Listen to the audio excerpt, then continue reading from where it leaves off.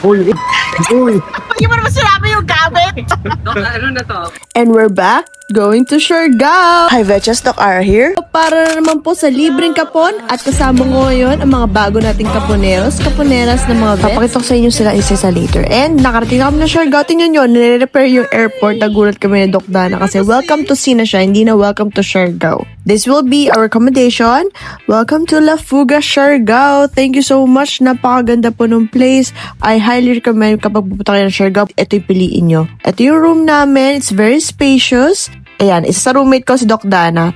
3 bed siya, may isang single, may isang folding na dinagdag nila, and also isang, I think queen size itong bed na to, I'm not sure, basta kasya 2 tao. And a very spacious na bathroom, perfect.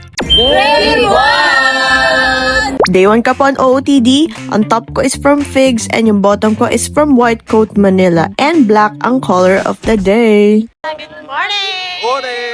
Si Doc Erwin ngayon ang service namin ni Doc Dana. So, sabay-sabay kami pumunta sa General Luna Gymnasium. Ito yung location ng Kapon for day 1 and 2. And nagpe-prepare lang kami ng setup namin for the whole Kapon. Ayo, teamwork. Teamwork makes the dream work.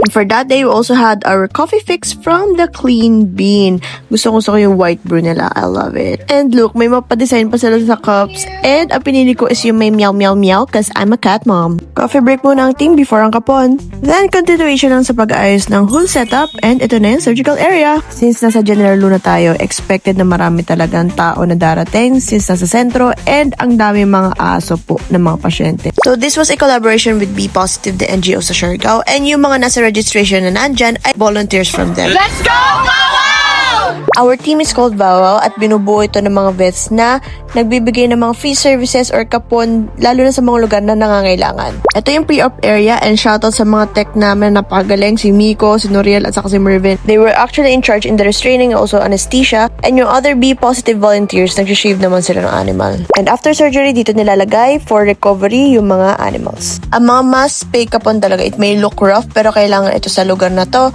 lalo na limitado ang veterinary care, kaya dinadala namin ang serbisyo namin mismo sa komunidad na nangangailangan. Ayan, kaka-film moments before disaster. Uy! Uy!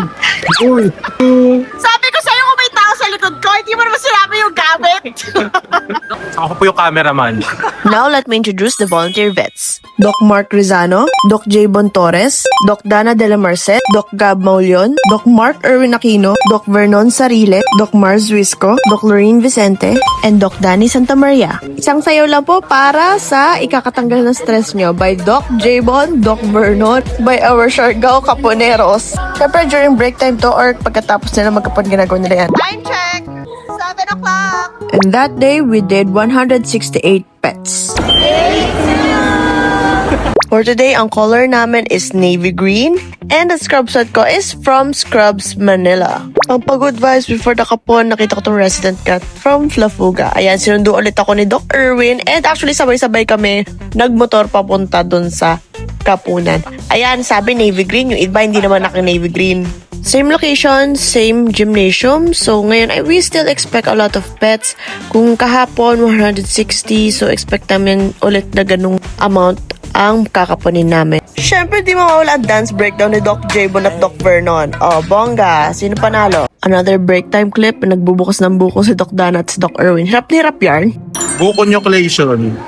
Oh, ay enucleation yan sa sobrang hirap. Hi guys! Welcome to our vlog. So, andito kami ngayon sa day 2 ng Kapon. Kami nga pala ang Asgardian. Asgardians! Asgardians! Asimbul! Okay! On, gabi na po. Ngayon pala nag-vlog ng ganito. Kakapon pa mga tao. Pero naka 100, ilan tayo, Doc? Yesterday is 168. Now is more than 160. Not English. Yes naman, of course, why not? So, ayun lang naman. That's the tea. See you tomorrow. Day 3! Third day color naman namin is navy blue and I'm wearing yung scrub set from Dr. Scrubs. From a mini visitor ng La Fuga Dog Resident. On our third day is nasa Northern Siargao kami dito sa may Santa Monica sa Barangay Garcia. And nakatoka ako ngayon sa vaccination and deworming, as you can see. And this is the surgery area. Today was much a slower day. Mas onti actually yung mga nakapon na pets on this day. Actually, pagod na yung mga tao, pero maaga kami natapos. Si Doc J. Bon na tulala na. Si Doc Dan, akala niya picture to. Ang video pala yung For today, we neutered a total of 85 pets. And that sums up the last day of our kapon. May malapit na beach doon sa area, so pumunta na kami. Napakaganda, napakalinis, and mukhang untouched lang siya. So pretty, nagpipicture-picture na sila, nag-unwind na yung mga doctors, yung buong team to be exact.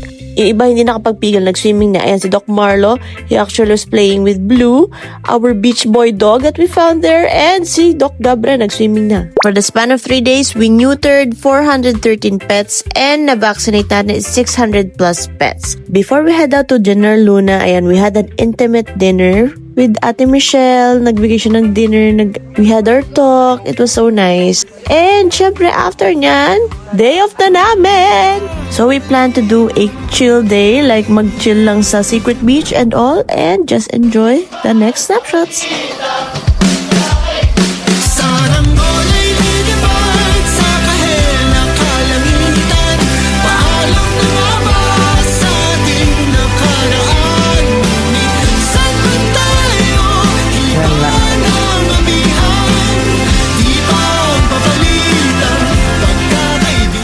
Thank you for this collaboration sa Be Positive and Stray Neuter Project, and also sa lahat ng sponsors, nagbigay ng accommodation, pagkain, yung mga nagbigay ng medication, vaccinations, and yung mga vet volunteers, and also vet techs, at saka yung Be Positive volunteers. Till we meet again, salamat Karajaw.